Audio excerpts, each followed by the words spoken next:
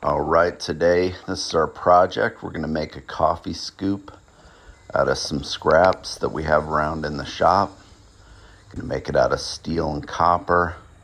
It's going to be pretty cool. It's a nice design. Had fun figuring it out. All right, it'd be cool if we had some sheet copper, but we don't. We have this piece of copper remnant. Just going to cut off about what we need. Cutting it off on the Grob bandsaw there real quick, and now it's over to the grinder for a little deburr. Get rid of all the little burrs on it. It'll make a better finish and it'll avoid a cold shut, because I'm going to do some pretty heavy forging in the next step and I don't want any little things in the way.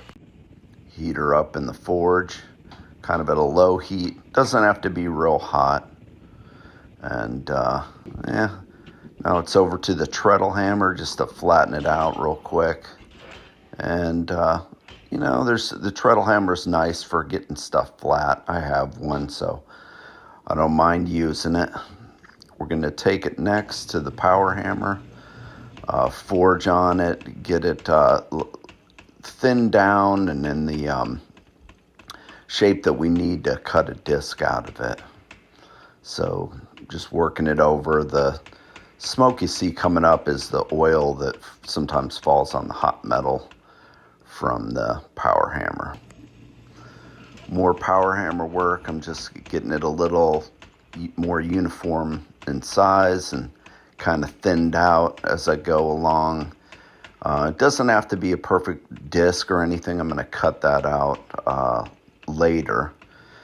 You always want to quench it periodically to keep the metal nice and soft. So that's what we did here. Looking pretty good. Maybe one more heat just to get it a little more uniform. Back to the power hammer just to flatten it out real nice. This will be real cool. It'll be nice piece. Just kind of screwing around, testing the old rebound. Everybody's always dropping ball bearings on their anvil, so woohoo, that's what we're going to do. It's not hurting the anvil in any way. Got decent rebound. Just having fun. That's an 1.5 inch ball bearing, so cool. Just making a little power or fly press tooling. Talked about this in another video. 1-inch bolt using a scrap of tape measure from another video also. A 1.5 inch ball bearing. Just going to show you, kind of showing you what my thinking is on the process. Ball bearing, bolt remnant. Going to have to weld those or attach those, maybe JB weld those together. Nah, just kidding. Going to weld it together and get something like that.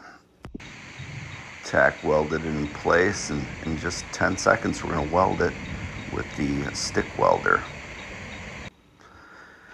Use some 7018. There it is. Woo, welded it. Good to go. Scribing out the disc that I want to cut. I made it a little bit bigger than I needed to, but that's okay because some always gets lost in the forging process. Just cutting it out real quick on the bandsaw again. We're going to get a nice disc, and then we're going to sink it into a little bowl form. This will form our scoop part of the project. You kind of get it after I bandsaw it. I'm going to deburr it a little bit, the edge on the grinder. But yeah, enough said about that. So now we're taking it over to the fly press. I dished it out a little bit just for clarity in the video, but I'm gonna press that all the way in there. We're gonna sink it down. I used a series of cylinders to do this. So I used a series of cylinders that they're ever smaller in diameter, because what I wanted for the scoop isn't quite a hemisphere. Well, it is a hemisphere, but it's hard to dish down in such a small thing, say on the swage block. So I'm doing this. Just doing a fancy Hollywood shot here. to show you the tools I'm going to use for the next step. And we'll get on it. Next section, I turned on beast mode to get it done real quick. I can only do this for a short amount of time before I get tired. Another tight end shot of the effect I'm trying to get. Just using the hammer to make a series of facets in the dish. Working it over. It takes a while, but it's totally worth doing to get that nice look that you want. There's a view of the progress being made, and we're done. All right, trying to find something for a handle. Looking through my small scrap bin that I pulled out. Can't seem to find anything, but eventually I do. And we're going to use this, whatever I find, for the next piece. So the design is dictated sort of by what I have laying around. Gonna punch a hole. The treadle hammer is useful for this. I just have a slitting chisel. I start it, you get a little plug, and I'm not going to go all the way through, most of the way through. Now we're just going to widen out the hole we slit, setting it up for the next step, which is to work the hole larger over the horn of the anvil. But I'm just punching it using the punch lube, just making it just has to fit over the tip of the horn to be worked into a bigger circle. So got it, work over, it'll fit over the tip of the circle. And what I'm doing is just some light blows to kind of establish where the eye of the handle is going to be. I don't have to hit it very hard. It moves pretty readily. And I'm flipping it back and, kind of keeping it true as I'm working it over. All right, a little bit different shot of working that eye, opening it up over the horn, using the hammer. You kind of want to work it from one side then the other. You want it to remain kind of nice and even. So you're kind of constantly adjusting the tong grip, and you don't have to hit it very hard because the metal's pretty thin and it moves under my hammer pretty well. I think I'm using like a 2-pound, 6-ounce hammer. I like to keep things nice and trued up, so I'm just using a file at this point to kind of get rid of any burrs or anything that might get in the way. You can do this throughout the process. I wouldn't wait till the end. If I see something I don't like, it's pretty easy to adjust it with a round file. We're going to take it back over to the power hammer. I'm going to make a little neck down portion that'll define my handle more accurately. You'll see in the video, kind of stretching the metal out side to side. Just doing that, working the power hammer. Power hammer only works so far. Eventually I'm going to have to transition over to the hand hammer. So here I'm taking the hand hammer, straightening it up with the face of the hammer. Then I'm going to transition to the cross peen to get the metal to move sideways, like thicken it out a little bit. Just working it nice and slow. The metal's it's pretty thin, so you don't have to go beast mode on it. You don't have to whack it real hard. It'll move, especially using the cross peen. Just kind of keeping it true as I go, taking my time, not in any hurry, just liking how the pieces. Back over to the anvil, just working it with the face and the cross peen across the anvil, trying to widen out that handle. I'm just going by what looks good to my eye. I do that a lot. There's no specific measurement. I just want a little bit wider handle to make the shape more organic and interesting. And then after the handle, we're going to work on the rest of it. All right, back to the power hammer. What I'm doing is defining a little stem or a transition between the handle and the segment that's going to hold the little copper cup. And I'm going to go with the round design. I'm just kind of necking it down. Right now I'm just defining where that transition is going to be. and I'll work it in a couple heats with the power hammer. All right, I'm using a tool. This is a rivet header that's mounted to some tongs. I'm using the 1/4 inch section, and I'm going to split this little area that's going to hold my copper scoop in. I'm using a slitting chisel. I cut it open with the bandsaw camera. So I got it nice and open. I'm going to use, maybe take another heat and open it up more like it there. Now I'm going to work on the next section. I'm widening it with the cross peen because I don't want it too thin where it'll bend. So kind of using the cross peen to widen it out, and eventually I'm going to get it into a T shape. So I got the T shape widened like I like it. Now I'm going to slowly work it so it's perpendicular to the stem. This takes a little bit of time because the metal's so thin, you don't want to distort your forging that you just did. I'm working it over that middle section of the anvil, kind of keeping it all nice and trued up. Also, the anvil has a horn, so use it. So in this spot, I want to maintain that nice round shoulder, so I'm going to use the little bit more aggressive area of the anvil, the horn, to keep it round and nice and in true. So I'm kind of going between the two just as I feel like I need it. The big thing is to keep that nice and trued up. Okay, I got it nice and the T shape. I'm just truing it up. It's a slow process because the metal's so thin, but I'm just taking my time, getting it nice and flat. I'm comparing both sides. At this point, throughout the video, it probably didn't come out, but I like to wire brush it. It helps you see and define the metal a little bit better, and then it also keeps your work nice and clean, and it makes for a better end product. I'm just truing it up, not hitting it very hard. Okay, we got our piece getting pretty close. It's still warm, even though it's very hot. What I'm going to do now is just clean it up, see if there's any defects or anything I don't like. It's important to hit it with the wire brush to keep everything nice and clean.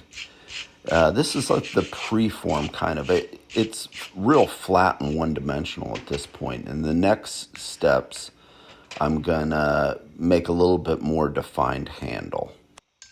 Okay, as you saw in the last clip, just leaving it flat's kind of boring. So we're gonna add a nice organic little round. We're gonna round the handle out a bit. I'm using the swage block and the cross peen to do this. It's kind of a little screwy, especially since that stem is so thin. It's only a 1/4 inch. Back to the file, we're going to kind of clean it up as best we can, get rid of any burrs in the that were in the forging process, because we're getting very close to finishing at least the top part of the handle, and I don't want any sharp burrs that could cut people's hand or look unsightly. So I'm just kind of cleaning it up, going over it, working with the chainsaw file in this case, just to get rid of some burrs, clean up the shoulders. It's important to think about what you're doing and set yourself up for success. In the next step, I'm going to drill the hole. You wouldn't want to do all the forging and then drill the holes as you'll see. It'll just make it more difficult. So I'm just kind of eyeballing where I want the holes with the soapstone. I just do by eye at this point. You certainly could measure if you wanted to. Next, I'm going to get out the center punch it. I like to give it one hit, then rotate it, and then give it another hit. This makes sure your center punch is nice and rounded. Sorry for my hand being in the way. And this sets it up. I'm going to drill the holes next. Okay, I got the The center punch hole's indicated, but now I'm going to try to find a rivet in my collection that'll be proportional. So I'm kind of going through. This is my loose rivet section that has small rivets. In this case, I'm selecting a rivet that has a 1/8 of an inch diameter and a round head. And I think that'll work out real well. Since I'm just drilling a 1/8 inch hole, I'm going to use the Pritchell hole on the anvil, and just my hand drill will work. You certainly could use a drill press, but it's such a small hole that as long as I can get the drill to stay in the chuck of this old cordless drill, I'll be fine. So I'm just drilling through. There you see, woohoo, success.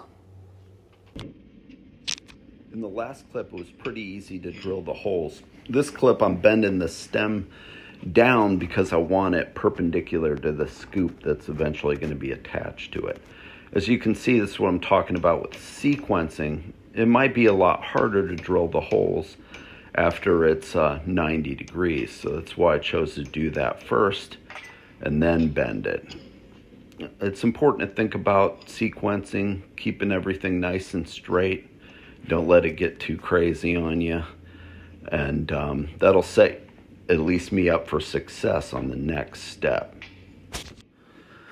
I got some 1.5 inch pipe. I'm gonna bend the little ears for my attachment point down. Just kind of get it close. And then I'm gonna true it up over the horn in the next section. And I'm working it, still quite cold, but I have plenty of heat left to bend such thin material. This step is kind of fiddly, and I'm just using a piece of scrap pipe. It gets the diameter close, but not perfect. View of all the components thus far. I just now have to work on attaching it all together and putting it into a functional scoop. For the next step, I want to mark on the horn of the anvil the approximate diameter of my cup. I'm using the large set of outside calipers from my dad's collection. He passed away several years ago. I certainly should probably be using more size appropriate, but I'm having a good time using these. Just screwing around. I like to honor the ancestors and use some of the tools that have been passed down to me. It helps me honor them and the things that they taught me and show gratitude in the shop, and I'm just having a good time. You can see here what I did. I'm just using the outside tongs to mark a place on the anvil with a Sharpie. It'll be okay. Another piece from his collection, world's smallest blacksmithing hammer. Just kind of screwing around, but this is the idea of what I'm going to do in the next step, just fine-tuning it and getting it all set up. So at this point, I'm wire brushing it. I'm getting it prepped for putting on the finish on the steel part. So in this case, since it's going to be used for food, I'm selecting to use beeswax. My good friend who passed away gave me almost a lifetime supply of beeswax cakes from his hive. And that's all that smoke. You want the metal not red hot, but several hundred degrees so it melts the wax. And then I like to kind of hit it with the wire brush to blend the finish in. It's easy to do this step now because I'll have the finish on it, and then I won't have to worry about getting wax all over my copper cup. Got it center punched off camera. I'm just going to use the hand drill, and it's an odd angle to hold it in a drill press, so I'm just going to hold it by hand carefully, drill through. Copper's pretty soft, it drills pretty easily. I'm going to do both holes, and then I'm going to deburr it off camera, get rid of any little defects. So as you see me using that tool, now I'm just going to peen over the rivets with a small ball peen hammer, and then I'll hit those with a file to clean up the peened over head. All right, so we're all done. turned out really well, got a nice finish. I'm going to enjoy using this, every day. And I'm going to start my day out with a handmade object. I'm really stoked about it. So hope you enjoyed the video. Like, comment, subscribe. Really helps the channel and helps build more content for the future. Thanks.